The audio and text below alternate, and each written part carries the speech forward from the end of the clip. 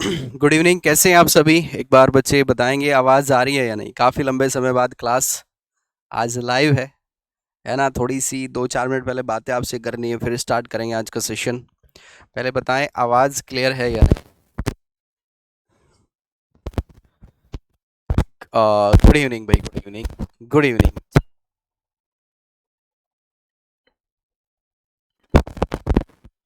ठीक है, तो आपसे बातें ये करनी थी काफ़ी।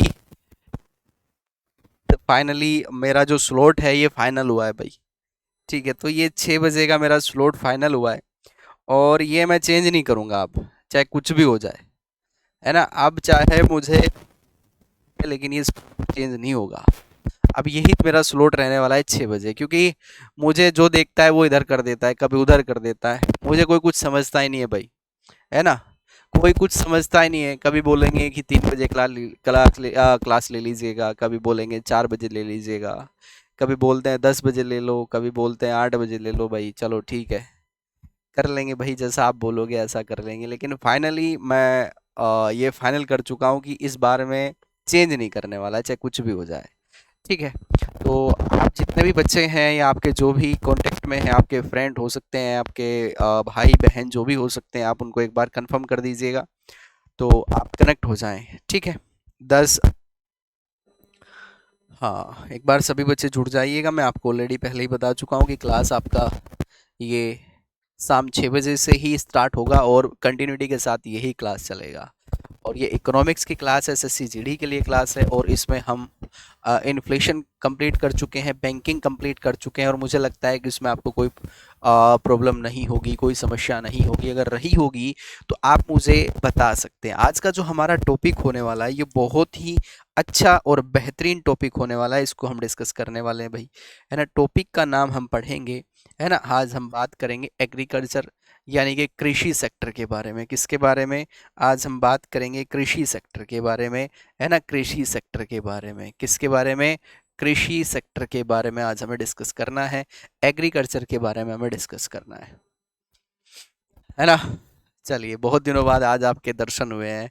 चलिए, बहुत दिनों बाद देखा है, बहुत बढ़िया भाई, मुझे भी अच्छा लग रहा है। काफ़ी लंबे समय बाद आपसे कनेक्टिविटी हुई है और मैं अब क्लास बंद नहीं करूँगा भाई, है ना? और दूसरा, मेरी क्लासेस का जो टाइमिंग है वो एक बार देख लीजिएगा, 6 बजे रहेगा प्रतिदिन, एवरीडे 6 PM। और फिर हम आपको मिलेंगे 8 PM पर, जो कि हम जो रेलवेज़ की वैकेंसीज़ हैं, है ना? जो रेलवे की वैकेंसीज़ हैं उनको लेकर क्लासेस आपकी चल रही हैं, जिसमें RPF, SI constable, NTPC, railway group D, ये सारी चीज़ें वहाँ पर डिस्कस करेंगे।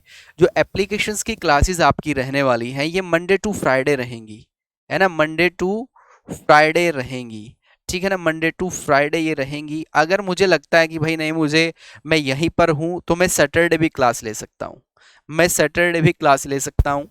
तो आप जो भी बच्चे हैं या आपका कोई रिलेटिव है जो एप्लीकेशन पर जुड़ा है लेकिन जो मेरे व्हाट्सएप ग्रुप पर नहीं है, वो एक बार जुड़ जाएंगे। आप मुझे मैसेज डालेंगे मेरे नंबर पर, और मेरा जो व्हाट्सएप ग्रुप है मैं आपको उसका लिंक शेयर करूंगा, आपको उसमें भी ऐड होना है। ये मेरा व्हाट्सएप नंबर है भाई, है ना? इस पर आप मैसेज डाल सकते हैं। ठीक है, वॉइस ओके है तो चलिए स्टार्ट करें आज का सेशन। काफ़ी बातें हो चुकी हैं, डिस्कशन हो चुका है। आज हम बात करेंगे एग्रीकल्चर यानी कि कृषि को लेकर, है ना? एग्रीकल्चर जो टॉपिक है बड़ा इम्पोर्टेंट टॉपिक है ना? बड़ा इम्पोर्टेंट टॉपिक है भाई, जुड़ जाएं आप सभी बच्चे, है ना? फिर स्टार्ट करेंगे कृषि। कृषि का आपको पता है कि हमारे देश में क्या महत्व है ना? हमारी जो इकोनॉमी है मोस्टली कृषि से जुड़ी हुई है। हाँ, ये फाइनली शेड्यूल है भाई, अब चेंज नहीं करूंगा, चाहे कुछ भी हो जाए, चाहे मुझे किसी से लड़ाई क्यों ना करनी पड़े, है ना? वो कहते हैं ना कि शरीफ बनकर रहोगे तो दुनिया आपका फायदा उठाएगी। थोड़ा सा तो भाई बदमाशी दिखानी पड़ती है।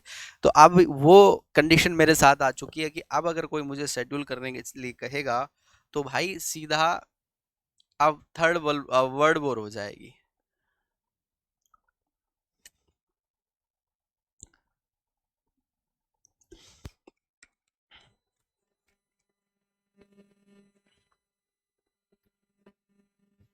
ठीक है, चलिए स्टार्ट करें कृषि एग्रीकल्चर। तो सबसे पहले तो आपको ये पता होना चाहिए कि हमारे देश में कृषि सेक्टर को अगर हम बात करते हैं, ये काफी बार चेंज हो चुका है भाई। टाइमिंग काफी बार चेंज हो चुका है, मैं खुद परेशान हो चुका हूँ। मेरी क्लासेस काफी लंबे समय से डिस्टर्ब चल रही हैं, बच्चे परेशान हैं, है ना। तो मैं नहीं चाहता कि अब आपको परेशानी का सामना करना पड़े, इसलिए मैं फाइनली इसको कंप्लीट कर चुका हूँ। अब इसके बाद मैं चेंज नहीं करने वाला, ठीक है। चलिए, तो हम बात कर रहे हैं एग्रीकल्चर को लेकर। कृषि अर्थव्यवस्था का एक प्रमुख घटक हम कह सकते हैं कि प्रमुख हमारी आवश्यकता है। यह हमारी भारत की ग्रोथ के लिए कृषि हमारे लिए कितना इम्पोर्टेंस है, इसकी आपको बताने की आवश्यकता नहीं है, क्योंकि आज़ादी से पहले आप देख सकते हैं, आज़ादी के बाद आप देख सकते हैं, अभी भी कितने ही हम चाहे क्यों ना मॉडर्न हो जाएं, कितने ही हमारे पास टेक्नोलॉजी क्यों ना हो जाए, लेकिन विदाउट कृषि हमारी जीडीपी या हमें कंसिडर नहीं किया जाता, है ना। हमें नहीं कंसिडर किया जाता कि विदाउट किसके, एग्रीकल्चर के या फिर कृषि के, है ना। तो यहाँ पर ये चीज़ें आपको ध्यान रखनी है। अब यहाँ पर कुछ कुछ चीज़ें हैं, जैसे आपसे पूछा जाता है कि भारत में, है ना, कि कृषि पर निर्भरता कितनी है। अगर भारत में हम जनसंख्या की बात करते हैं, तो भारत में जनसंख्या की निर्भरता को लेकर बात की जाए कि हमारे देश की कितनी जनसंख्या कृषि पर डिपेंडेंट। तो ये आंकड़ा है, ये एक डाटा है 2011 के अनुसार, जो सेंसस हुई थी 2011 में, उसके अनुसार एक डाटा दिया गया था, है ना। उस डाटा में कहा गया था कि भारत की लगभग 54.6% जनसंख्या, है ना, ये कृषि पर निर्भर है। किस पर? ये एग्रीकल्चर पर निर्भर है, ध्यान रखना। हाँ, मुझे भी घुमा रहे हैं भाई, है ना। मैं सीधा साधा शरीफ सा इनको दिखता हूँ, तो कभी मुझे कभी फेंक देते हैं, कभी कहीं फेंक देते हैं, है ना। तो मैं कुछ बोलता नहीं, तो इसका फ़ायदा उठा लिया इन लोगों ने, लेकिन अब मैं ऐसा नहीं होने दूंगा। तो ये हम परसेंटेज की बात कर रहे हैं 2011 के डाटा के अनुसार, कि इतनी हमारी जो पॉपुलेशन है ना, इतनी हमारी जो पॉपुलेशन है वो क्या कर रही है, वो पॉपुलेशन, ध्यान रखेंगे, 50.46% के आसपास कृषि पर निर्भरता है, अकॉर्डिंग टू बी सेंसस 2021। अच्छा, आपको ऐड नहीं किया विजय राव, यार पता क्या है, आज आपको यही ऐड करना है। कल कल करता हूँ, आज नहीं भाई, आज नहीं कर पाऊंगा, कल करूंगा पक्का, क्योंकि अब थोड़ा सा मैं फ्री महसूस कर रहा हूँ अपने आप को, तो थोड़ा सा आपको भी समय दूंगा, ध्यान रखना इस चीज़ का, ठीक है, क्योंकि काफ़ी लंबे समय से आप पर ध्यान नहीं दिया जा रहा था। अब कंटिन्यूटी के साथ आपकी क्लास यहाँ पर होनी जा रही है, ठीक है। बातें क्लियर हैं यहाँ तक? ठीक है। तो हम बात कर रहे थे, आपसे डायरेक्टली क्वेश्चन बन सकता है कि भारत में जो कृषि है, एग्रीकल्चर है, इससे कितने लोग जुड़े हैं, या तो डायरेक्टली कृषि में इन्वॉल्व हैं या उससे जुड़ी गतिविधि में इन्वॉल्व हैं। अब ये जुड़ी गतिविधि क्या होती है, अगर आपसे पूछ ले आपने, ये गतिविधि का मतलब समझना है, ये गतिविधि क्या है, यानी कि एग्रीकल्चर व उससे जुड़े हुए कुछ ऐसे बिजनेस कह सकते हैं आप, या फिर कह सकते हैं ऐसे कुछ कार्य हैं जो कृषि पर डिपेंडेंसी जिनकी होती है। जैसे आप डायरेक्टली खेती नहीं कर रहे हो, लेकिन आप क्या कर रहे हो, पशुपालन कर रहे हो। आप पशुपालन करते हो, आप मुर्गी पालन करते हो, आप पिग फॉर्म्स आपने खोल रखा है, ठीक है ना, मछली पालन आप करते हो, है ना, आप खदान उत्पादन करते हो, खदानों का आपने ठेका ले रखा है, ठीक है। तो ये गतिविधियों में संलिप्त पाया जाता है ना। किसमें? गतिविधि जो होती हैं एग्रीकल्चर या उससे संबंधित या उससे जुड़ी हुई गतिविधियों से संलिप्त, अगर हम परसेंटेज की बात करते हैं, देखिए ये सॉरी ये कॉन्सेप्ट जो है ना, ये लिखने वाला नहीं है, ये समझने वाला है। आपको पता होना चाहिए, एक पृष्ठभूमि आपके सामने होनी चाहिए कि हम जिसके बारे में पढ़ रहे हैं उसका महत्व कितना है भारत में, या उसका महत्व कितना है पूरे विश्व में, उसको लेकर हम बात कर रहे हैं, ठीक है। ठीक है, एक तो डाटा हुआ हमारे सामने ही। आपको एक चीज और पता होनी चाहिए, आपको पता होना चाहिए कि दुनिया में 2.4% क्षेत्रफल अगर है, अगर कृषि योग्य क्षेत्रफल है, केवल कितना, 2.4%, तो ये लगभग 17.5% आबादी का क्या कर रहा है, खाद्यान्न आपूर्ति सुनिश्चित कर रहा है। क्या कर रहा है भाई? ये खाद्यान्न आपूर्ति को सुनिश्चित करता है, ये भी आप ध्यान रखेंगे, है ना। आपकी जो जरूरत की आवश्यकताएं हैं, आपकी जरूरत है जो आपकी आवश्यकताएं हैं, है ना, जैसे आपको दाल चाहिए, चावल चाहिए, आलू चाहिए, सब्जी चाहिए, है ना, आपको टमाटर चाहिए, प्याज चाहिए, या इससे अलग और भी जो आप भोजन या खाद्यान्न की बात करते हैं, तो अगर हम पूरे विश्व में बात करें कि कृषि योग्य जो भूमि है वो 2.4 प्रतिशत है, परसेंटेज है, लेकिन ये केवल 2.4 या लगभग 2.5% के आसपास जो कृषि योग्य भूमि है, ये पूरे विश्व में लगभग 17.5% जनसंख्या जो निवास कर रही है, इसकी खाद्यान्न आपूर्ति को सुनिश्चित करने में सहायक है। तो इसकी इंपॉर्टेंस आप इस बात से लगा सकते हैं कि एक छोटा सा पार्ट है ना, पूरे अगर हम बात करें कि हमारे पास जितनी भूमि है उसमें फिर हमारे पर्वत पठार या फिर भूमि आ जाती है, महाद्वीप आ जाते हैं, महासागर आ जाते हैं, केवल उसका 2.4% ही ऐसा है जो कृषि योग्य है, जहां से कुछ हम खाद्यान्न उत्पादन कर रहे हैं, जहां से हमें प्रोडक्टिविटी मिल रही है। और उस पर जो डिपेंडेंसी वो कितनी है, ये डिपेंडेंसी है 17.5, यानी कि लगभग 17.5 के आसपास आप कह सकते हैं। हालांकि ये जनसंख्या अब बढ़ रही है, ये आंकड़े बहुत पहले हैं, 2011 के आंकड़े के अनुसार मैं बात कर रहा हूँ। अभी लेटेस्ट आंकड़ा अगर आएगा तो तब देखेंगे कि इस पर क्या प्रभाव पड़ा है और क्या प्रभाव नहीं पड़ा है। इन सब चीज़ों को हम वहाँ पर डिस्कस करेंगे। तो एक जनरल सी मैं बात बता रहा हूँ कि हमारे लिए कितना इंपॉर्टेंट है। अगर मैं भारत की बात करता हूँ या भारतीय कृषि की बात करता हूँ, भी लिखना नहीं है, केवल समझना है। अगर मैं भारतीय कृषि की बात करता हूँ, है ना, अगर हम भारतीय कृषि की बात करते हैं तो भारतीय कृषि को अगर देखा जाए, ध्यान से सुनिएगा मेरी बात, मैं क्या कह रहा हूँ। भारतीय कृषि को देखा जाए तो मैं दो फैक्ट आपको यहाँ पर बताऊंगा। आजादी के समय भारत की जीडीपी में कृषि व उससे संबंधित क्षेत्र का जो प्रतिशत था या फिर योगदान था, लगभग 50% था, है ना। मैं लिख नहीं रहा हूं, अंजू शर्मा, मेरी बात को ध्यान से सुनिएगा मैं क्या कह रहा हूं।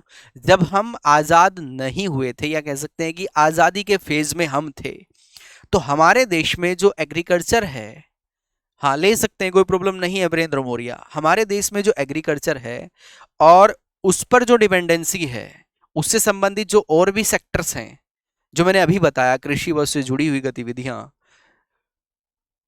तो उस समय अगर हम देखा जाए कि हमारी जीडीपी में जो योगदान था, है ना, उस समय अगर हम अपनी जीडीपी के योगदान की बात करते हैं, है ना, इसमें जो योगदान था किसका, ये हमारे एग्रीकल्चर का, या फिर कृषि की हम बात करते हैं, कृषि का जो योगदान था उस समय वो कितना था, ये लगभग 50% के आसपास था। मैं बात कर रहा हूँ आज़ादी के समय की बात कर रहा हूँ, जब हम आज़ाद होने वाले थे या हो चुके थे, है ना, तो उस समय इंपोर्टेंस की हम बात कर रहे हैं, है ना, उस समय हम इंपोर्टेंस की बात कर रहे हैं। लेकिन अगर हम बात करते हैं, है ना, अब देखिएगा यहां पर थोड़ा सा डाउनफॉल आपको दिखाई देगा। डाउनफॉल कैसे दिखाई देगा, अगर मैं थोड़ा सा और इसमें डाटा में जाने की कोशिश करता हूं, तो अगर मैं 2014-15 के डाटा के अनुसार इसको कंपेयर करूं, 2014-15 में एक डाटा लिया गया और इसमें बताया गया कि भारत की जीडीपी में अब कृषि का योगदान कितना रह चुका है, मात्र 18.2% के आसपास रह चुका है। तो आप देखिएगा कि हमने कितनी तरक्की की है ना। आप देख सकते हैं कि हमारी जो तरक्की है, हमारी जो उन्नति है, हमारा जो एक अचीवमेंट है वो कितना है। कहीं हम 50% पर हुआ करते थे जब हमारे हाथ में कुछ नहीं था, हमारे पास संसाधनों का अभाव था, हमारे पास नई नई तकनीक नहीं थी, तब हम 50% योगदान दे रहे थे अपनी जीडीपी में, अपने भारत की जीडीपी में। और जब हम मॉडर्न बन चुके हैं, जब हम तकनीक से जुड़ चुके हैं, टेक्नोलॉजी से जुड़ चुके हैं, आज हमारा जो परसेंटेज है जीडीपी में वो मात्र 18.2% रहा है। ये तो शुक्र है कि कोरोना ने थोड़ा सा इसको इम्प्रूव किया।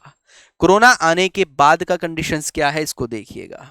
जब भारत में कोरोना आया तो इसके बाद भी कुछ कंडीशंस बदली। 2021 और 20 और 21 में एक डाटा रिलीज किया गया और इस डाटा के माध्यम से ये बताया गया, अगर भारत में कोरोना आया है तो इसने सबसे ज़्यादा जो इफेक्ट डाला ये कृषि पर डाला, और कृषि का जो जीडीपी में योगदान था ये थोड़ा इंक्रीज हुआ है और ये 20.2% हुआ है ना। कितना हुआ है ये 20.2%। ये मैं बात कर रहा हूं जब भारत में कोरोना आया तो आपने देखा होगा जो अनऑर्गेनाइज सेक्टर हैं या जो फिर प्राइवेट सेक्टर हैं, इनमें बहुत बड़ा भूचाल एक आया था। आपको पता होगा कि लाखों लोगों की नौकरियां चली गई। अगर मैं गलत नहीं हूं तो हो सकता है कि करोड़ों लोगों की नौकरियां भी इसमें जा चुकी हैं। कुछ ऐसे लोग थे जिनके पास खेती थी, जमीन थी, उन्होंने जाकर खेत में अपने काम किया, है ना। कुछ ऐसे भी लोग थे जो दूसरे के खेत में जाकर काम करने के लिए मजबूर हुए, है ना। लेकिन अगर देखा जाए तो मैं अभी भी इस बात से इत्तेफाक रखता हूँ कि लोग अपने कल्चर से नहीं जुड़ना चाहते। सबसे बड़ी प्रॉब्लम ये है, क्योंकि हम ये मानते हैं कि नहीं, हम मॉडर्न हो चुके हैं। अगर हम खेती करता हमें कोई देख लेगा तो हमें गंवार कहेगा। ये लोगों में टेंडेंसी बन चुकी है। और अगर मैं अपने पर्सनल पॉइंट ऑफ व्यू से बात करता हूँ, मैं भी किसान का बेटा हूँ भाई, है ना। तो मुझे बिल्कुल भी इस बात को लेकर अफसोस नहीं होता। मैं गर्व से कहता हूँ कि मैं किसान हूँ, और इन फ्यूचर अगर मुझे मौका मिला मैं खेती ज़रूर करूँगा। अगर मुझे मौका मिलता है, मैं कोशिश कर रहा हूँ, है ना, मैं ज़रूर करूँगा। मैं सब कुछ छोड़ने के लिए तैयार हूँ, लेकिन मैं खेती ज़रूर करूँगा, क्योंकि मेरा कल्चर है भाई, मैं उसको नहीं छोड़ पाऊँगा, और ना ही मैं उसको छोड़ना चाहता। क्योंकि खेती करना अनपढ़ का काम नहीं, पढ़े लिखों का काम होता है। आप में से कितने ऐसे बच्चे हैं जो बता सकते हैं कि 1 एकड़ में कितना गेहूं के दाने डलते हैं, कितना बीज डाला जाता है? तो आप कैसे कह रहे हो कि ये अनपढ़ का काम नहीं है? ना, पढ़े लिखे खेती नहीं करते हैं। पढ़े लिखे किसान, आप कभी आना हमारे क्षेत्र में, वेस्ट यूपी में कभी आना, मेरठ मुजफ्फरनगर, इधर आपको हम दिखाएंगे। कभी हरियाणा जाना, हम आपको दिखाएंगे किसान क्या होते हैं, है ना। किसान का मतलब वो नहीं जो हमें दिखाया जाता है। आज भी हमारे दिमाग में जब हम किसान देखते हैं, एक छवि बनती है। छवि कैसी बनती है? छवि एक ही छवि बनती है कि किसान के कपड़े फटे होंगे, किसान के जो बदन है उस पर मिट्टी लगी होगी, उसके कंधे पर एक हल रखा होगा, है ना। वो हमारे समाज में हमें इमेज दिखाई गई है किसान की। अगर किसान अपनी ओड़ी लेकर जा रहा है तो उसको किसान नहीं कहते हैं, उसको कहते हैं कि ये क्या है, ये दलाल है। उसको दलाल जैसे शब्दों से रिप्रेजेंट किया जाता है, उसको बिजनेसमैन जैसे शब्दों से रिप्रेजेंट किया जाता है, उसको पता ना जाने क्या क्या कहा जाता है, क्योंकि वो स्मार्ट वर्क कर रहा है, स्मार्ट कृषि कर रहा है, जो कि हम नहीं चाहते। हमारे, आप भी सोचो ना, आप अगर सोचो एक बार, सोच के देखो कि अगर किसान के बारे में बात आती है तो आपके दिमाग में एक ही छवि बनती है। वो एक फटे पुराने कपड़ों में किसान दिखाई देता है, और कुछ नहीं दिखाई देता है। केवल वही दिखाई देता है कि वो किसान होगा। क्या किसान एसी में नहीं सो सकता? क्या किसान ओड़ी में नहीं चल सकता? क्या किसान कुछ और नहीं कर सकता क्या? करंट अफेयर्स की सुबह 6 बजे क्लास चलेगी। काफ़ी लंबे समय से डिस्टर्ब थी क्लास, लेकिन अब कल से कंटिन्यू मैं कर रहा हूँ उसको। तो 6 बजे जुड़ना मत भूलिएगा, ठीक है ना। सुबह 6 बजे मैं क्लास स्टार्ट करूँगा बेहतरीन तरीके से, ठीक है। तो ये एक बेसिक सा डाटा है जो आपको याद रखना है। मैं बात कर रहा हूँ जब आज़ादी के समय, तो यहाँ पर 50% हम थे, है ना, ठीक है। और 2014-15 की मैं बात करता हूँ तो 18.2% के आसपास हमने अपने जीडीपी में योगदान दिया, एग्रीकल्चर के द्वारा, एग्रीकल्चर के थ्रू। और ये डाटा जो चेंज हुआ, ये हुआ कोरोना की वजह से, जिसमें थोड़ा सा इंक्रीमेंट हुआ है, ठीक है। और मैं आपसे रिक्वेस्ट कर रहा हूँ भाई कि अगर आपके घर में खेती है तो ज़रूर उसको शौक से कीजिए, ईमानदारी से और शौक से ज़रूर करना है, शिद्दत के साथ। ध्यान रखना इस चीज़ को, ठीक है। वो एकदम से बता रहा हूँ, ये एक ऐसा सेक्टर है जिसके नाम में कल्चर आता है। दुनिया का कोई ऐसा सेक्टर नहीं है जिसके नाम में कल्चर आता हो, मुझे दिखाओ एक बार। एग्रीकल्चर आपके संस्कृति से जुड़ा हुआ है, आपको महसूस कराता है आपकी संस्कृति है ना। तो ये थोड़ा सी चीज़ों को आप याद रखें, क्लियर है। चलिए अब थोड़ा सा इसके महत्व को हम समझ लें कि हमारे जीवन में कृषि का महत्व क्या है, इसकी इम्पोर्टेंस क्या है ना। अगर मैं इसके महत्व या फिर इम्पोर्टेंस की बात करता हूँ कि हमारे जीवन में, है ना, इसकी इम्पोर्टेंस क्या है, तो एक आध मुझे इम्पोर्टेंस बता दीजिएगा। जैसे कि आप किसान के बेटे हो, किसान की बेटी हो, एक आध मुझे बताएं, है ना। एक आध। हाँ, हिमांशी की एक नई प्रॉब्लम है कि सर हमें पढ़ाएगा कौन। ठीक है, कोई बात नहीं, आपको पढ़ाएंगे भी, ऐसे बीच में छोड़ के नहीं जाएंगे। लेकिन मेरा इच्छा है, सच में मैं बता रहा हूँ, मैं आपको झूठ नहीं बोल रहा हूँ कि नहीं मुझे ये करना है, मुझे वो करना है, वो बात की बात है। लेकिन एक मेरा दिल से इच्छा है कि मुझे खेती करना है, लेकिन खेती ऐसे नहीं करना है, वो उसको थोड़ा सा टेक्निकल करना है ना, टेक्निकल अच्छे प्रकार से।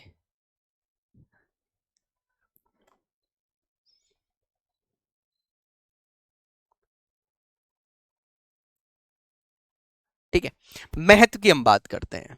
है ना। इसकी इंपॉर्टेंस क्या है एग्रीकल्चर की हमारे जीवन में, हम कह सकते हैं, हम किसी देश के लिए कह सकते हैं, है ना, या फिर आम जनता के लिए हम कह सकते हैं कि क्या इंपॉर्टेंस हमारे जीवन में इसकी है। अगर इंपॉर्टेंस पर बात आती है तो आपको एकदम से याद आएगा कि जो बढ़ती जनसंख्या है उसकी खाद्यान्न आपूर्ति को सुनिश्चित करना। किसे? खाद्यान्न आपूर्ति को सुनिश्चित करना, आपूर्ति को सुनिश्चित करना, आपूर्ति को सुनिश्चित करना, खाद्यान्न आपूर्ति को सुनिश्चित करना। ठीक है ना। क्या करना? खाद्यान्न आपूर्ति को। जैसे जनसंख्या बढ़ रही है, आपको पता है भाई, लगभग 142 प्लस हम हो चुके हैं, आने वाले समय में ये और भी बढ़ेगा। तो वो खाने के लिए जो चीज़ें हमें मिलेगी वो किसी मल्टीनेशनल कंपनी में तो नहीं मिलने वाली भाई। उसके लिए हमें किसानों की आवश्यकता पड़ेगी, उसमें नए इनोवेशन जो हमारे किसान हैं उनके विचार हैं उनकी हमें आवश्यकता होने वाली है। ठीक है।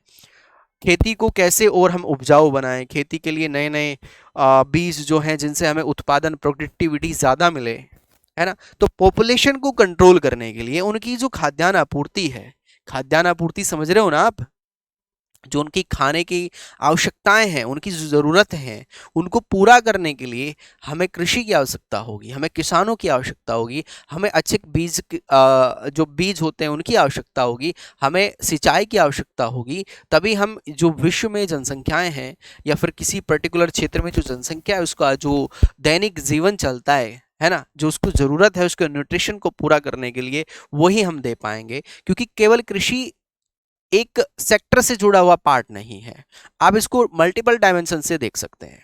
आपको दही चाहिए, पनीर चाहिए, आपको घी चाहिए, आपको मक्खन चाहिए, आपको आलू चाहिए, आलू से पराठे बनेंगे, है ना, ये सारी चीज़ें हैं। आपको चिप्स भी खाना होता है ना, आप चिप्स भी खाते हैं, आप सॉस भी खाते हैं, आप और मल्टीपल चीज़ें आप खाते हो। तो ये किससे जुड़ा हुआ है?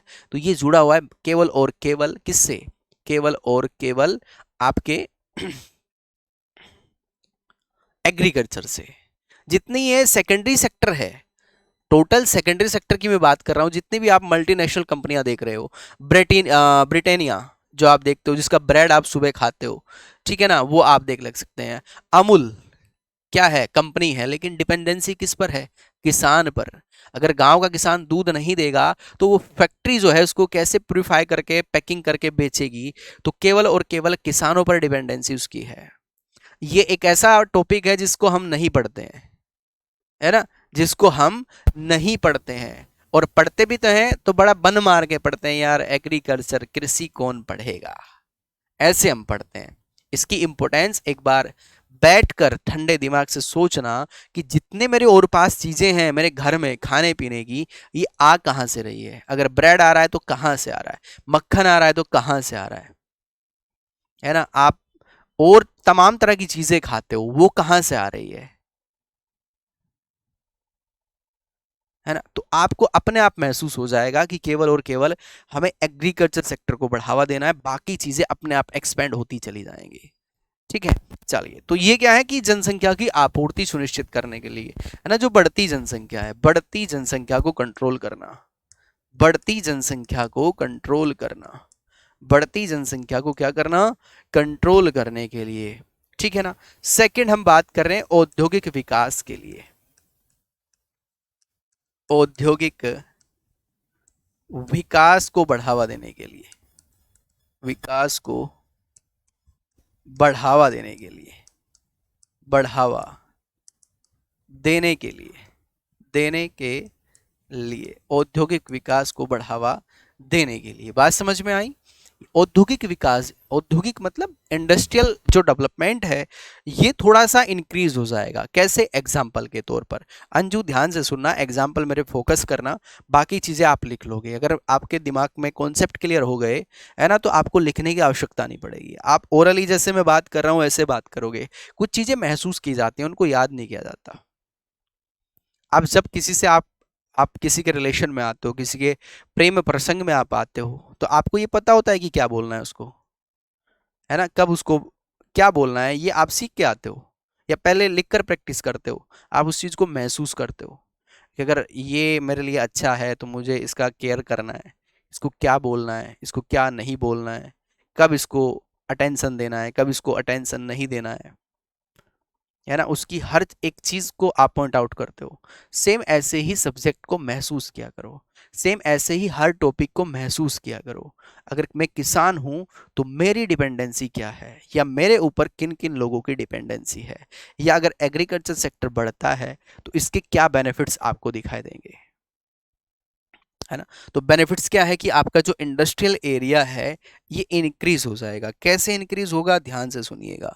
मान लीजिए आप चिप्स बनाने की फैक्ट्री लगाना चाहते हैं, है ना। चिप्स बनाने की आप फैक्ट्री लगाना चाहते हैं, उसके लिए आपको क्या चाहिए, आलू चाहिए। आलू किसके पास है, आलू है किसान के पास। किसके पास, किसान के पास। आपने किसान से जाके बात किया कि भाई आपके पास चिपसोना आलू है, उसने बोला जी है। कितनी क्वांटिटी में है, इतनी क्वांटिटी में है। कह रहा ठीक है, इस बार हम इतना लेते हैं लेकिन इसको और बढ़ाइए। आप और किसानों से मिलोगे कि यार ये चिपसोना आलू लगाओ ना आप, ये अच्छा है, हम आपको प्राइस भी ज़्यादा देंगे, है ना। तो डिपेंडेंसी क्या होगी, बढ़ जाएगी। समोसे वाला है, आलू डलता है उसमें, आम लोगों की ज़रूरतें पूरी होंगी, है ना, क्योंकि सब्जी में यूज़ किया जाता है। और लगभग 70% सब्जियां ऐसी हैं जिनमें आलू डलता है ना, आलू डाला ही जाता है। ठीक है, 70% जो सब्जियां हैं मुझे लगता है कि उसमें आलू का यूज़ किया जाता है। आलू के पराठे आप खाते हो, है ना, चाट आप खाते हो, पकौड़ी आप खाते हो, है ना। तो इससे सेकेंडरी सेक्टर डेवलप होता है ना। इससे सेकेंडरी जो सेक्टर होगा वो डेवलप होगा। जैसे मैं अभी आपको उदाहरण दे रहा था कि कृषि से जुड़ी हुई चीज़ें, आप गेहूं उत्पादन करते हो, गेहूं से आप क्या बना सकते हो, गेहूं से आप बहुत सारी चीज़ें हैं, ब्रेड बना सकते हो, आटा पीस कर आप उसको डिलीवर कर सकते हो शहरों में, है ना। तो ये सारी चीज़ें उसमें आती हैं। यानी कि अगर हमारा प्राइमरी सेक्टर मजबूत है और एक लेवल के ऊपर जाकर हम प्रोडक्शन कर रहे हैं, यानी कि उत्पादन कर रहे हैं एक लेवल से ऊपर, लेवल से ऊपर मतलब कि हमारा डेडलाइन है, यहाँ तक हमारी जनसंख्या की आपूर्ति है और इसके ऊपर हमें जाना है, तभी तो कंपनी हमसे खरीद पाएगी। और इसके लिए हमें क्या मिलता है, इसके लिए हमारे जो वैज्ञानिक हैं, हमारी सरकारें हैं, वो कार्य करती है कि इनको भाई नए नए उत्पादन या अच्छे अच्छे बीजों वितरित किए जाएं, इनको कृषि से संबंधित जो भी यंत्र हैं वो दिए जाएं जिससे इनका कम समय लगे, इनको फंड्स की आवश्यकता है तो इनको ऋण दिया जाए, ऋण पर बहुत कम ब्याज दिया जाए, है ना। तो ऐसी तमाम तरह की जो कनेक्टिविटी है इसको जोड़ना चाहिए, है ना। तो आपको समझ में आएगा कि इंडस्ट्रियल इन पर डिपेंडेंसी है। आप मुझे बताओ तो एक सिंगल सेक्टर जिसमें इनके बिना काम चल रहा हो, जिसमें कृषि का कोई महत्व ना हो, एक सिंगल भी आपको ऐसी चीजें नहीं दिखाई देंगी।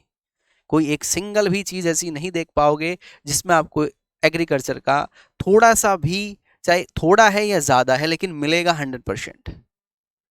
अरे ऑफिस है, चाय तो बनती होगी, कहाँ से जा रहा है दूध, गांव से जा रहा है।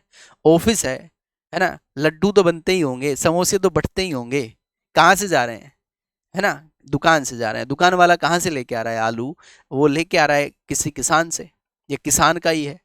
तो भाई कहीं ना कहीं इन्वॉल्वमेंट है, ना चाहते हुए भी हमारा इन्वॉल्वमेंट है।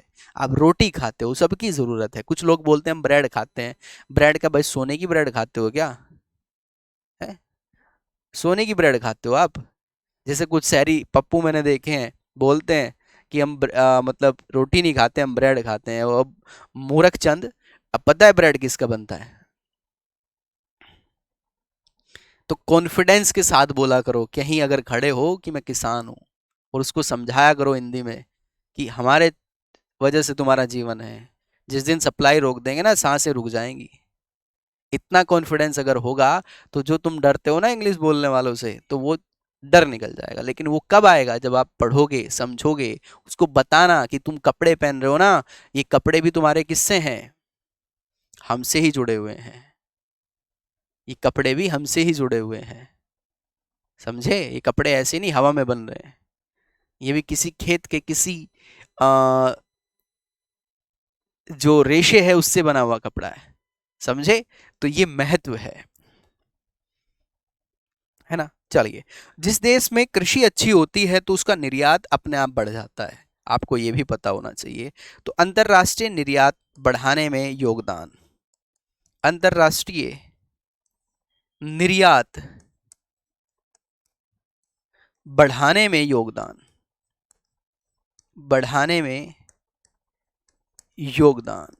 बात समझ में आई मैं क्या कह रहा हूँ, है ना। मान लीजिए आप किसान हैं, आपके पास 50 बीघा ज़मीन है ना, आपकी ज़रूरतें हैं, है ना, आपके घर में 5 क्विंटल गेहूं लगता है, 5 क्विंटल चावल लगता है, लेकिन आप उत्पादन कर रहे हो 200 क्विंटल का, तो जो एक्स्ट्रा है उसका सरकार आपसे खरीद रही है ना, सरकार उसको खरीद कर बाहर भेज रही है, तो कहीं ना कहीं एग्रीकल्चर का निर्यात में बहुत बड़ा इफेक्ट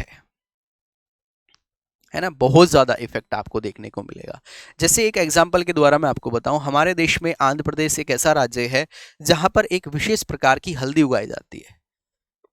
अब आप सोचोगे कि विशेष प्रकार की कैसे, विशेष प्रकार की इसलिए, वो एक हल्दी ऐसी है जो आप, खासकर लड़कियां जो अपना वो कराती है ना ब्यूटी पार्लर में जाकर, जो भी मतलब कराती हैं, वो जो श्रृंगार होता है वो कराती हैं, उसमें तरह तरह के आप केमिकल्स का यूज़ करते हो, तो आपसे एक रिक्वेस्ट है, उससे अच्छा आप हल्दी का यूज़ किया करें। आपके घर में भी हल्दी होगी, बाजार से कोशिश कीजिए कि हल्दी ना लें, तो आप कच्ची हल्दी लेके आएँ, पंसारी के यहाँ पर जाएँ, उसको बोलें हमें हल्दी चाहिए, कच्चे वाली हल्दी। उस हल्दी को लेकर आइए, उसको पीसिए, घर पर ही उसको पीसना है। उसकी गांठ मिलती है, जैसे आप अरवी खाते हो ना, अरवी की सब्जी जो होती है, ऐसी उसकी गांठ आपको मिलेगी हल्दी की, उसको आप पीस के रख लीजिएगा। और अगर उसका आप यूज़ करते हो, तो चेहरे पर आपके जो पिंपल्स हो जाते हैं, या छोटी छोटी जो होती हैं फुंसी टाइप होती हैं, वो हो जाते हैं, काले धब्बे हो जाते हैं, वो उसको बाहर कर देता है। एंटीबायोटिक है, दुनिया की सबसे अच्छी एंटीबायोटिक अगर कोई चीज़ है वो हल्दी। आपने घर में कहते भी सुना होगा कि अगर चोट लग जाती है तो हल्दी का दूध पिला दीजिए। सुना है या नहीं सुना है? नहीं सुना है, सुनोगे ज़रूर। तो हल्दी, आंध्र प्रदेश में एक विशेष प्रकार की हल्दी है जिसका हम निर्यात केवल और केवल जो दक्षिण एशियाई देश हैं, थाईलैंड, बैंकॉक, है ना, ब्रुनई, वियतनाम, फिलीपींस, ऐसे देशों में उनका निर्यात करते हैं। और हम वहां जाकर क्या करते हैं, वहां जाकर हम अपना ट्रीटमेंट करा के आते हैं। हमारे यहाँ की हल्दी वो वहां से, यहाँ से खरीद रहे हैं, आपसे डबल तिबल पैसे वो वहां वसूल कर रहे हैं कि आपको डिटॉक्स कर रहे हैं हम।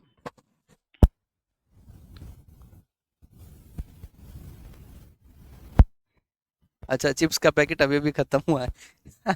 हाँ, तो उसको खाने से पहले सोचा करो कि ये मेरे ही किसी भाई का, बहन का, या मेरे ही किसी चाचा ताऊ के खेत का आलू का बना हुआ पैकेट है, ठीक है। तो ऐसा प्राउड फील करना चाहिए अपने आप में, प्राउड फील करो। ऐसा नहीं कि किसी के सामने मरे कुचे खड़े हो कि नहीं यार हम किसान है, किसान है तो भाई देश चला रहे हैं, एक बार देखो, एक बार बंद कर दें तो हवा बंद हो जाए, ठीक है। तो प्राउड फील करना चाहिए।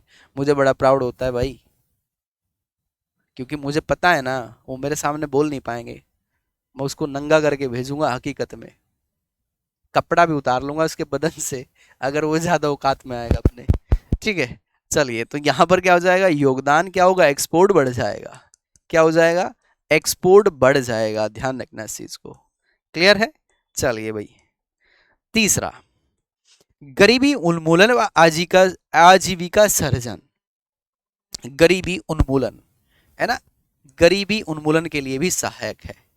गरीबी उन्मूलन, उन्मूलन, गरीबी उन्मूलन व आजीविका सर्जन, व आजीविका सर्जन, गरीबी उन्मूलन व आजीविका सर्जन की हम बात कर रहे हैं। गरीबी उन्मूलन व आजीविका सर्जन की हम बात कर रहे हैं, ठीक है ना, ठीक है ना। हाँ, गरीबी उन्मूलन व आजीविका सर्जन, जैसे आपने गांव में अक्सर देखा होगा कि गांव में कुछ ऐसे लोग हैं जो बड़े किसान हैं, कुछ ऐसे गांव में लोग हैं जिनके पास खेती नहीं है, लेकिन वो भी इनके, है ना, इन पर डिपेंडेंसी, किस पर, किसानों के डिपेंडेंस है, किसानों के साथ वो काम करते हैं, है ना। अब ये मत सोचने लग जाना, मैं आपको एक चीज बता दूं, कभी भी ध्यान रखना मेरी बात को, कभी भी अगर आपके कोई घर पे काम कर रहा है, आपके खेत में काम कर रहा है, आपके ऑफिस में काम कर रहा है, उसको गरीब नहीं समझना है, उसको लाचार नहीं समझना है, उसको मजबूर नहीं समझना है, क्योंकि उसी की वजह से आपकी रोजी रोटी चल रही है। अगर उसने काम करना बंद कर दिया तो आपका खेत बंद हो जाएगा, आपकी ऑफिस बंद हो जाएगी, आपका घर बंद हो जाएगा। तो ये जो हम वर्ड यूज करते हैं, मेरे अनुसार ये नहीं होना चाहिए था, हालांकि जो भी है, लेकिन इस शब्द का यूज नहीं होना चाहिए था। है ना। तो इनको आप कभी ये ना कहें कि यार गरीब लोग हैं, हमारे खेत में काम करते हैं, हमारी वजह से चल रहा है, नहीं, एक गलत फहमी है, आपका उनकी वजह से चल रहा है। काफी लोग बोलते हैं ना, चोड़ में आके बोलते हैं कि नहीं, हमारे पास 100 बीघा जमीन है, 200 लोग काम कर रहे हैं या 10 लोग काम कर रहे हैं। तो ध्यान रखना, वो काम कर रहे हैं तो तुम्हारा काम चल रहा है। अगर उन्होंने काम करना बंद कर दिया तो भाई साहब, जो तुम सुबह ही नहा धोकर सेंट लगा कर चल देते हो ना, वो तुम्हारे चीजें सारी छूट जाएंगी और तुम्हें याद आ जाएगा कि काम कैसे होता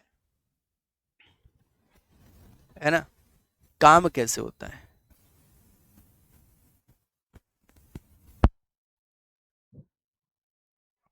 ठीक है।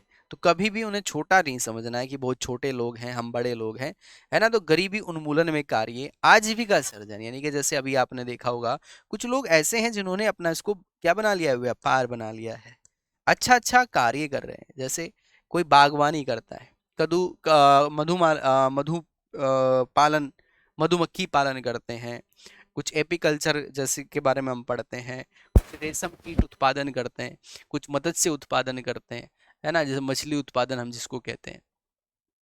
ठीक है। तो ये सारी चीजें करके अपनी आजीविका उन्होंने बना लिया है इसको, है ना। गन्ने का उत्पादन है, चावल का उत्पादन है, गेहूं का उत्पादन है, तिलहन का उत्पादन है, सेब की खेती है ना, अंगूर की खेती है, आम की खेती है ना, दुनिया भर के तमाम, संतरा है, केला है, दुनिया भर की तमाम चीजें आपको मिल जाएंगी। आपकी फल से लेकर सब्जियां हैं, है ना, आलू, भिंडी, टमाटर, प्याज, लहसुन, गोभी, तोरी, लौकी, है ना, ये सारी तमाम कहाँ हो रही है भाई, एग्रीकल्चर है, और लोग इसको बिजनेस कर रहे हैं, व्यापार कर रहे हैं। और पैसा कमाना कहीं गलत नहीं है, किस कहाँ लिखा है कि पैसा नहीं कमा सकते। ठीक है। तो ये डिपेंडेंसी कम हो जाती है, आजीविका का साधन आपको मिल जाता है ना, आजीविका का साधन आपको यहाँ पर मिल जाएगा। बात समझ में आई? यहाँ तक क्लियर है? यहाँ तक चीजें क्लियर है, बताएंगे, फिर आगे चलते हैं भाई, है ना, आगे चलते हैं भाई जल्दी से, फिर आगे चलना है जल्दी से एक बार। ये मैं इम्पोर्टेंस की बात कर रहा हूँ, मैं महत्व की बात कर रहा हूँ, है ना। बताएंगे जल्दी से, यहाँ तक क्लियर है या नहीं? अभी चीज़ें थोड़ा सा आपको सुनने में बोरिंग लग रहा होगा, लेकिन आपको मैं बता दूं, अगर आपने इसको अच्छे से समझ लिया तो आपको कोई दिक्कत नहीं आएगी, है ना, आपको कोई दिक्कत यहाँ पर नहीं आने वाली है। ठीक है। ये बेसिक बेसिक सी चीज़ें हैं, तो आपको ऐसा तो बहुत सारी चीज़ें हैं जिसमें मैं आपको बता सकता था, लेकिन मेजर चीज़ें यही हैं, आपको यहाँ पर समझ में आ जाएगा कि हमारे लिए जो कृषि है इसका महत्व क्या है ना, कृषि का हमारे जीवन में महत्व क्या है।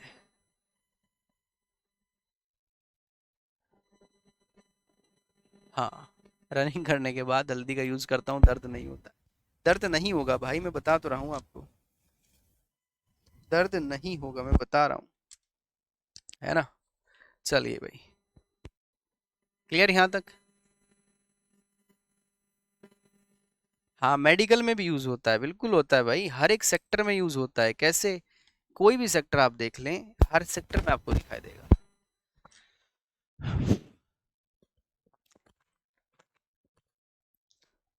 क्लियर यहाँ तक? बताएं, कोई डाउट, कोई समस्या, कोई परेशानी आपको तो मुझे बताएंगे एक बार। यहाँ तक चीजें क्लियर हैं? चलिए इसके आगे चलते हैं कि भारत में कृषि का स्वरूप कैसा है। हम भारत की बात कर रहे हैं, है ना। भारत में कृषि का स्वरूप, भारत में कृषि का स्वरूप, कृषि का स्वरूप, भारत में कृषि का स्वरूप, भारत में कृषि का स्वरूप, भारत में कृषि का स्वरूप। मेडिकल में भी होता है भाई, मेडिकल में क्यों नहीं होता है, कृषि का यूज होता है मेडिकल में। भारत में जो कृषि है वो किस प्रकार की कृषि है, क्वेश्चन बन सकता है कि निम्नलिखित में से भारत में कृषि का स्वरूप है या फिर नहीं है ना। कैसे, आइए देखते हैं। अगर मैं भारत में बात करता हूं तो यहां पर क्या है, यहां पर निम्न उत्पादकता है। सबसे बड़ी प्रॉब्लम हमारे भारत में क्या है, निम्न उत्पादकता है। उत्पादकता, है ना, जो प्रोडक्शन हम करते हैं वो काफी कम है। लो प्रोडक्टिविटी, लो प्रोडक्टिविटी उसको कह सकते हैं आप, है ना, निम्न उत्पादकता। और प्रति हेक्टेयर के हिसाब से अन्य देशों की तुलना में, है ना, प्रति हेक्टेयर की कम, प्रति हेक्टेयर उत्पादन में कमी, प्रति हेक्टेयर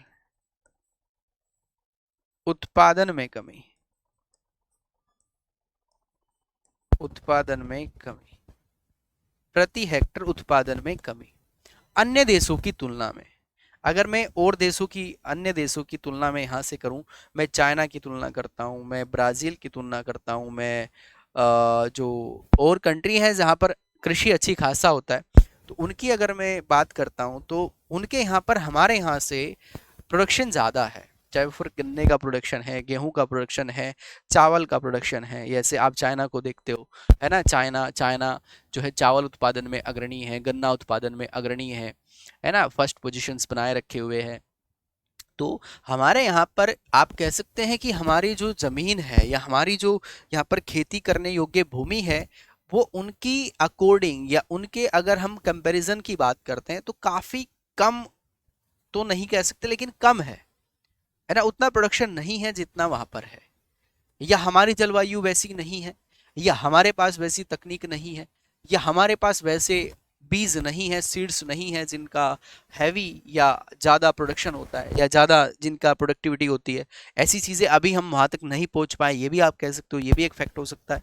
तो ये अन्य देशों की तुलना में अगर हम बात करते हैं तो हमारे यहाँ पर क्या है, प्रोडक्टिविटी की कमी है प्रति हेक्टर के हिसाब से। जैसे अगर मैं यूपी में, सॉरी, हम भारत में भी बात करते हैं कि भारत में अगर गन्ने के उत्पादन में देखा जाए तो गन्ने उत्पादन में यूपी अग्रणीय है। यूपी का कोई पर्टिकुलर क्षेत्र अग्रणीय है, पूरा यूपी भी नहीं हम कह सकते।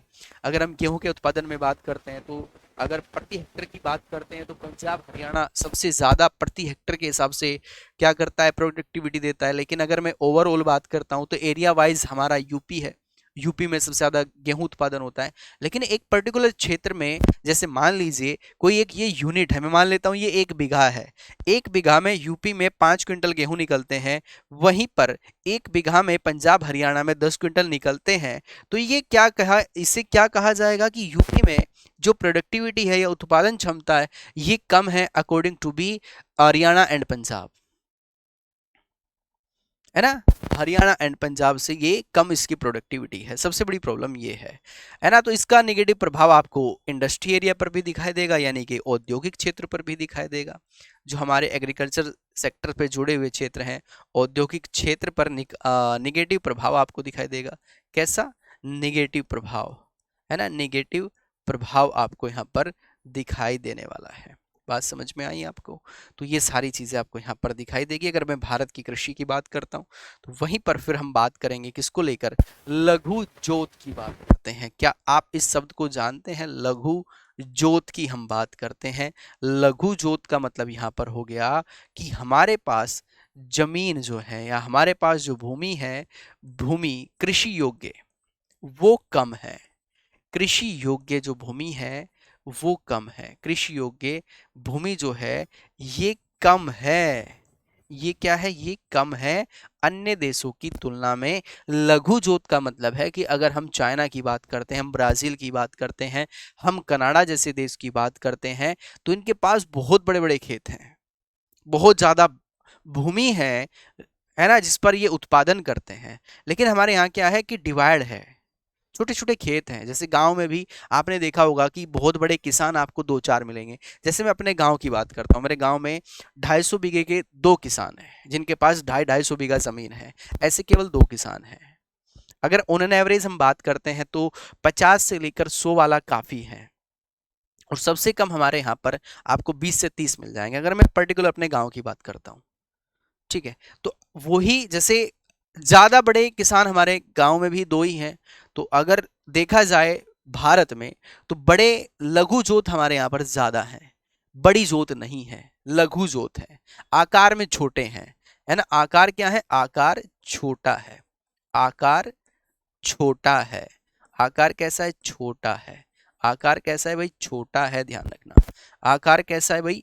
छोटा है। बात समझ में आई? इसे कहते हैं लघु जोत। लघु जोत यानी कि सीमित है। कृषि भूमि क्या है? कृषि भूमि सीमित है। कृषि भूमि बहुत सीमित है ना? बहुत सीमित आप इसको कह सकते हैं। ये भारत में एक प्रमुख इसका आप नकारात्मक देख सकते हैं, है ना? बात समझ में आई यहां तक? हाँ, लघु जोत है ना? चलिए, तीसरा है कि भारत में तकनीकी अभाव, है ना? तकनीकी अभाव, तकनीकी अभाव, तकनीकी अभाव। तीसरे पॉइंट्स की मैं बात करता हूं तो भारत में क्या है? तकनीकी अभाव। नहीं, टेक्निकल चीजें हम नहीं जानना चाहते, हम टेक्निकल चीजों को नहीं जोड़ना चाहते। जैसे मान लीजिए मैं अपने घर में अगर बताऊं कि नहीं यार, इससे हम ऐसे भी कर सकते हैं, तो 1% मुझे ये कहा जाएगा कि तुम खेती के बारे में नहीं जानते, या आप इसको ऐसे यूज कर लें, ये एक नया टेक्नोलॉजी है, एक नया यंत्र है, कृषि नया यंत्र है, इसको आप यूज करेंगे तो आपका समय बचेगा और इससे प्रोडक्शन भी ज़्यादा होने के चांसेस है। तो वो कहेंगे कि तुम अभी नए हो, आप नहीं जानते कि खेती कैसे करते हैं, हम पिछले 30 साल से करते आ रहे हैं, हम 35 साल से करते आ रहे हैं, या हम बचपन से करते आ रहे हैं। इस तरह के वर्ड आपको बताए जाएंगे। तो हमारे भारत में नई चीज़ों को अडॉप्ट करने की जो एक टेंडेंसी है वो बहुत कम है। लोग नई चीज़ें अडॉप्ट नहीं करना चाहते। जैसे अगर मैं आपकी बात करता हूँ, आप जॉब की तैयारी कर रहे हो, लेकिन साइड बाय साइड अगर आपको ये कहा जाए कि आप ये भी सीख लीजिए, तो आप एक बार ये सोचोगे नहीं यार, एक बार अच्छे से पढ़ लेते हैं। उसको अगर सीख लें तो वो आपका इनकम का सोर्स बन सकता है। आप टाइपिंग सीख सकते हैं, आप एडिटिंग सीख सकते हैं, आप कुछ और सीख सकते हैं। लेकिन नहीं, हमें क्या करना है? जो हमें सिखाया गया है, जिस ट्रेडिशनल पर हम चल रहे हैं उस पर ही चलेंगे। कभी बिजनेस के बारे में हम नहीं सोचते हैं कि अपना बिजनेस कर लें, कभी इसके अलावा हमने सोचा नहीं है। केवल कंपटीशन की तैयारी, केवल कंपटीशन की तैयारी। तो तकनीकी अभाव भारत में है, ये कंफर्म है भाई, 100% श्योरिटी है इस बात की। और इस बात को मैं बिल्कुल स्वीकार करता हूँ, क्योंकि मैं लोगों से मिलता हूँ, मैं किसानों से मिलता हूँ, मैं भी किसान हूँ, मैं किसान का बेटा हूँ, मेरे घर में भी चीज़ें हैं। और जब भी मैं ऐसी बात करता हूँ तो सुना जाता है, लेकिन काफ़ी कम सुना जाता है, या फिर उनको उस तरह से नहीं सुना जाता जिस तरह से मैं चाहता हूँ कि सुना जाना चाहिए। ठीक है ना? तो उनको लगता है कि ये एक्सपीरियंस का खेल है, और मुझे लगता है कि ये ज्ञान का खेल है, क्योंकि काफ़ी कम उम्र के बच्चे काफ़ी बेटर कर रहे हैं कृषि को लेकर। और ये मैं आपको एग्जांपल दे सकता हूँ। इसलिए मेरी इच्छा है कि एक बार मैं अच्छे से कृषि ज़रूर करूँगा, लेकिन उसको अच्छे तरीके से करूँ। हो सकता है तकनीकी अभाव यहाँ पर है। सबसे बड़ी जो प्रॉब्लम है वो ये है कि भूमि स्वामी और काश्तकार के मध्य तनातनी, या फिर आप कह सकते हैं संघर्ष। भूस्वामी भूस्वामी व काश्तकार